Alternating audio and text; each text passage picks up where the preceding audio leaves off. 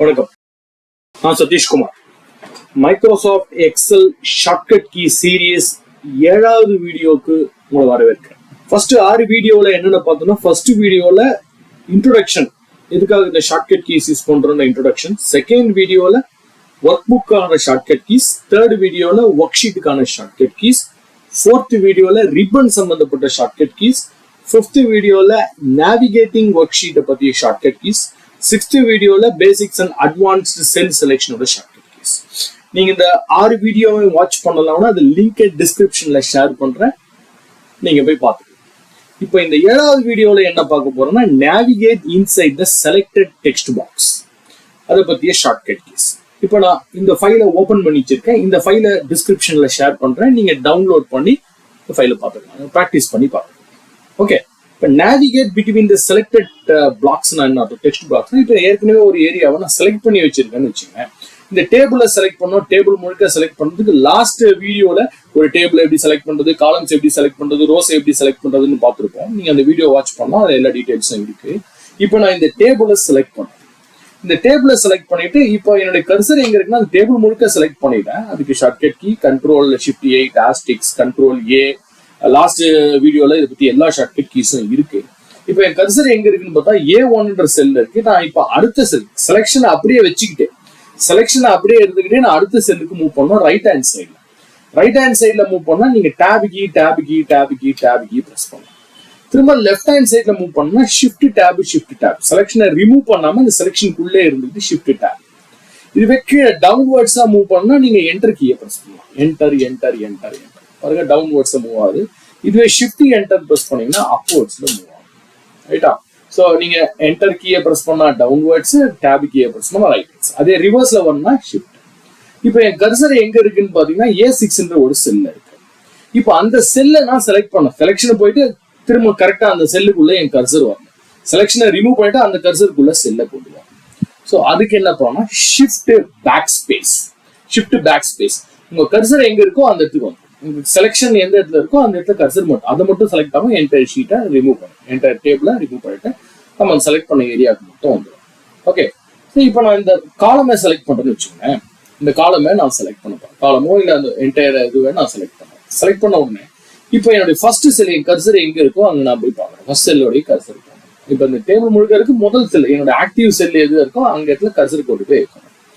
Control back space பண்ணா cursor அந்த இடத்துக்கு ஆக்டிவான இடத்துக்கு போகும்.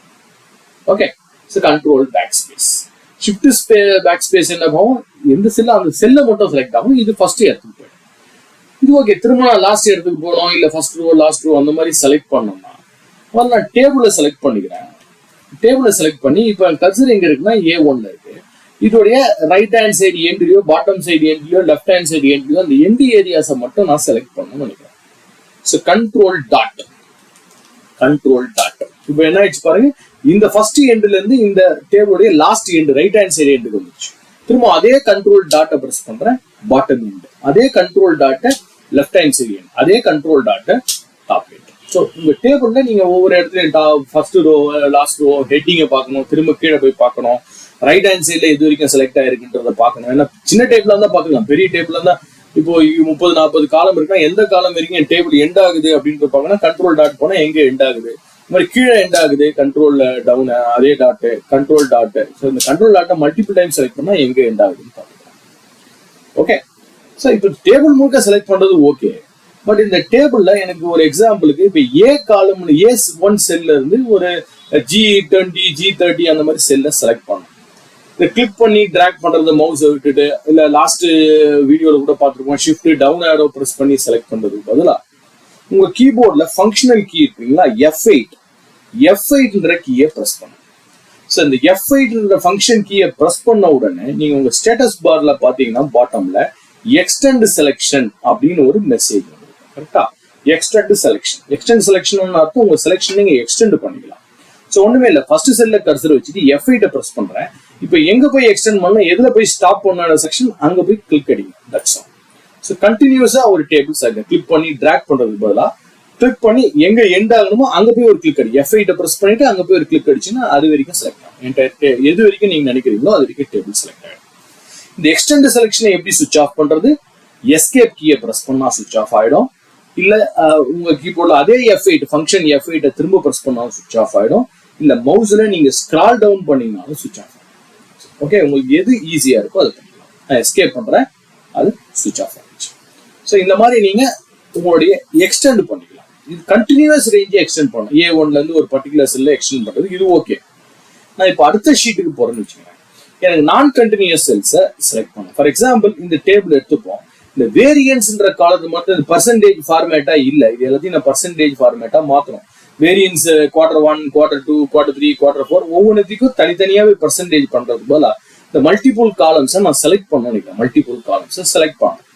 ஸோ மல்டிபிள் காலம்ஸ் செலக்ட் பண்றதுக்கு ஃபர்ஸ்ட் காலம் செலக்ட் பண்ணிட்டேன். அடுத்த காலம் எப்படி செலக்ட் பண்றதுன்னா நிறைய பேர் வந்து கண்ட்ரோல் கீயை ப்ரெஸ் பண்ணிக்கிட்டே அதை பண்ணுவாங்க. அதுக்கு பதிலாக ஷிஃப்ட் F8, முதல்ல வெறும் F8 ப்ரெஸ் பண்ணோம், இப்போ ஷிஃப்ட் F8, ஷிஃப்ட்ல கர்சர் வச்சுட்டு F8 ஷிஃப்ட்டை கிளிக் பண்ணிக்கிட்டு F8 ஆகும்.